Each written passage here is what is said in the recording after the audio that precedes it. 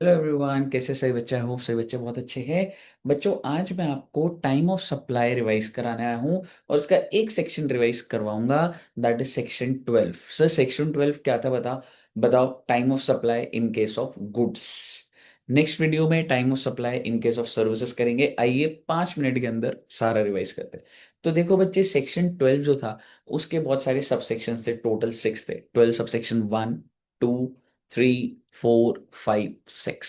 आइए एक एक करके करते हैं। 12 सबसेक्शन 1 कहता है liability to pay GST arise as per time of supply. यानी कि जीएसटी पे करने की लाइबिलिटी कब आएगी? जब टाइम ऑफ सप्लाई आ जाएगा। जैसे टाइम ऑफ सप्लाई आ जाता है हम नेक्स्ट मंथ 20th को पे करते हैं। ये सिर्फ 12 सबसेक्शन 1 कहता है। 12 subsection 2, time of supply in case of forward charge mechanism. Forward charge mechanism में टाइम ऑफ सप्लाई कैसे निकलता है सर? पहला पॉइंट होता है it is earlier of, like time of supply is earlier of, point number A, date of issue of invoice by the supplier, और last date as per section 31, whichever is earlier. ये हो गया point number A. Then point number B is date of receipt. But आपको पता होगा date of receipt हट चुका है एज पर नोटिफिकेशन नंबर 66/2017, और ये सिर्फ और सिर्फ कॉम्पोजिशन स्कीम वालों के लिए अभी भी है। तो ले दे के बात इतनी है कि पॉइंट नंबर बी तो हट ही गया, पॉइंट नंबर ए ही रह गया। That is issue of invoice by the supplier और last date whichever is earlier. Then section 12 subsection 3, time of supply in case of RCM.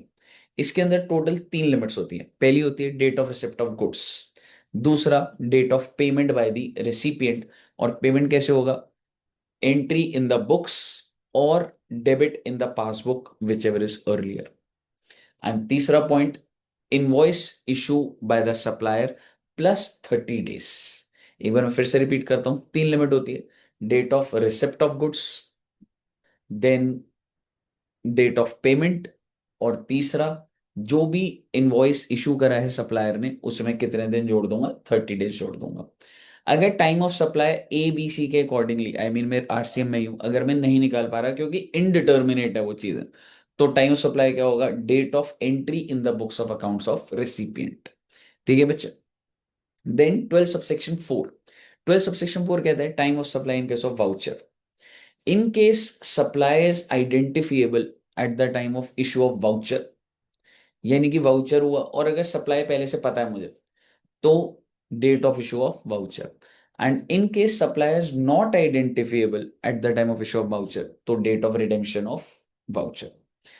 12 subsection 5 कहता है कि अगर ऊपर के प्रोविजंस के अकॉर्डिंगली आपका टाइम ऑफ सप्लाई नहीं निकल रहा, and if periodic return is required to file, then due date of return, और अगर ड्यू डेट ऑफ रिटर्न भी नहीं पता लग रही तो date of payment of tax आपका टाइम ऑफ सप्लाई हो जाएगा। Then last 12 subsection 6 says time of supply in case of interest और पेनल्टी।